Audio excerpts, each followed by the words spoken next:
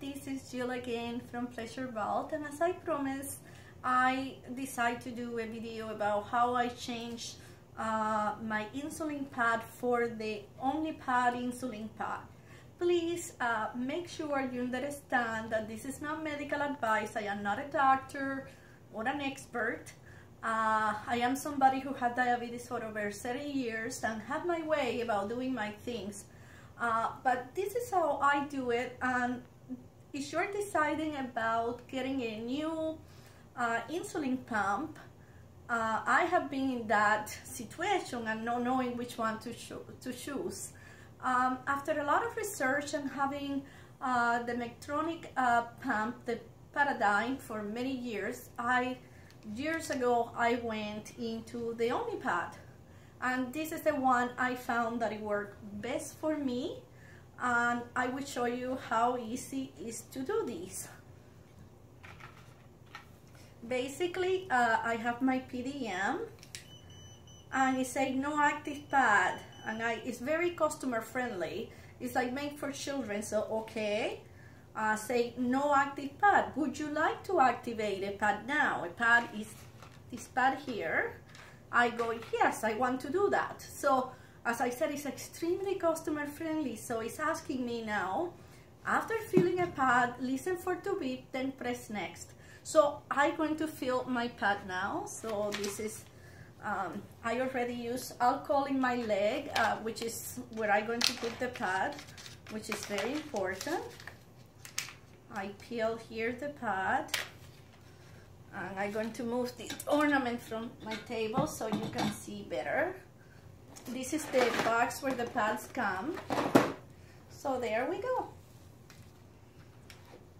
This is my insulin.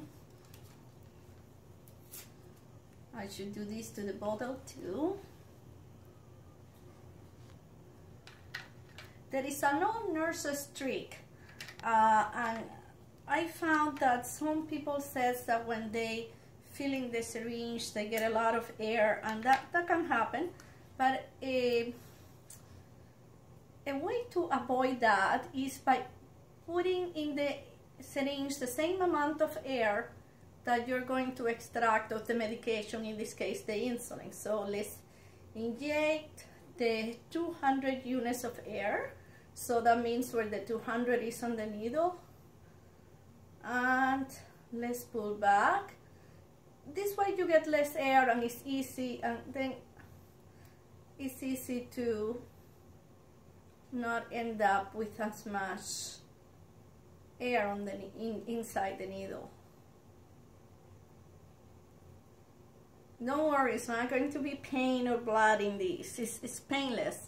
Otherwise I couldn't be doing it. So push a little bit out.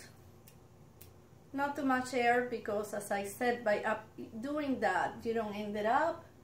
You make sure that there is not air, and like the pump asked me to do.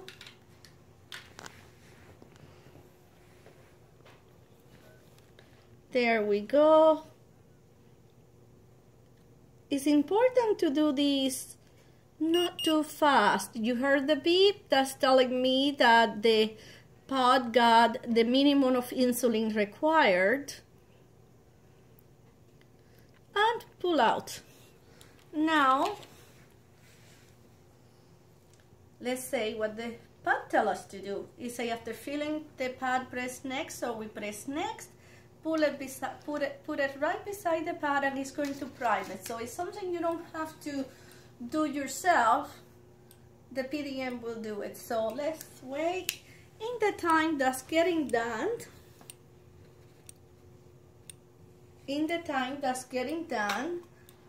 I use Flonase.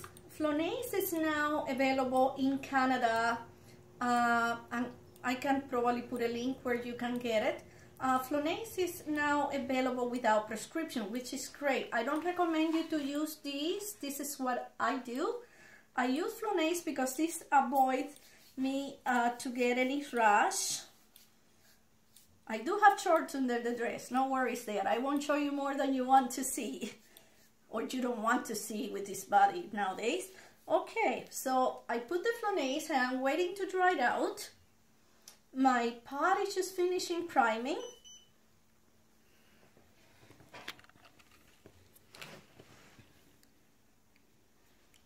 And here is the next part. Here is the pad. Now the pump is telling me, prepare infusion site, which I did. I have put a call previously into starting the video, and I put the Flonase to avoid any rush. Remove pad needle cap and adhesive backing. If cannula sticks out, press discard. So let's do that and see what happens. So as simple as that. So, I dropped this. Sorry, nothing happened to it and I dropped it. So if you have children, I am nervous with the videos. Usually I don't do that in real life. But anyways, it's fine. It had the cover on. So now I am going to put it on my leg.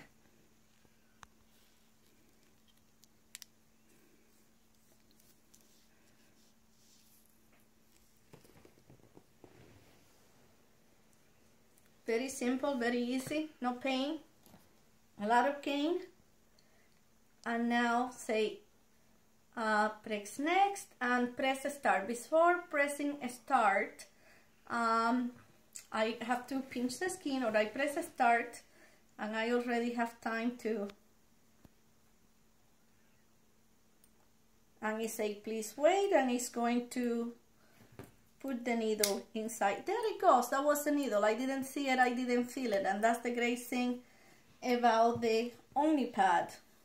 So now the PDM is telling me is cannula proper inserting, so I look through there, I see everything look fine, press yes, and it's done. One of the advices that I can, this is real an advice and the only I'm going to give you, is that the flat end of the pad is the heaviest part. So if you were going to put it up rather than down, let's say it sits in your leg, make sure, remember, flat base always goes down. The reason is you do it reverse, you're going to feel the pod like moving or jiggling as you run or walk, and then you feel like it's going to fall off. Actually, more likely won't, but it gives you that discomfortable feeling that is going to, because that's the heaviest part of the pod. The same if you're putting it in your arms, like you will put it in this area, make sure the flat part goes down and the round part goes up. By doing that, you will forget it's even there, you won't feel it. And that's how easy it is to use the PDM and the Omnipod system. Basically, when you get it from your doctors, with the help of your doctors and your diabetes team, they will set up everything for you, and it's easy to use. Let's say they calculate the amount of carbohydrates, and when you test your sugars, it will show up in there how high or how low, and the PDM allows you to, by the touch of the button, to adjust it to the perfect level. Or if you eat, depending the amount of carbohydrates you eat, the amount of insulin, or the PDM does everything for you. So you will be, you will learn to do this with your diabetes team. Some insurance companies does cover it. In Canada, there is a program that, in Ontario, in Canada, there is a program that covers it and help you with the cost of using the Omnipod system or any other insulin pump that is approved. You could check, and if you have any questions about the Omnipod, you're welcome to leave me a comment below or your question, and thank you for watching.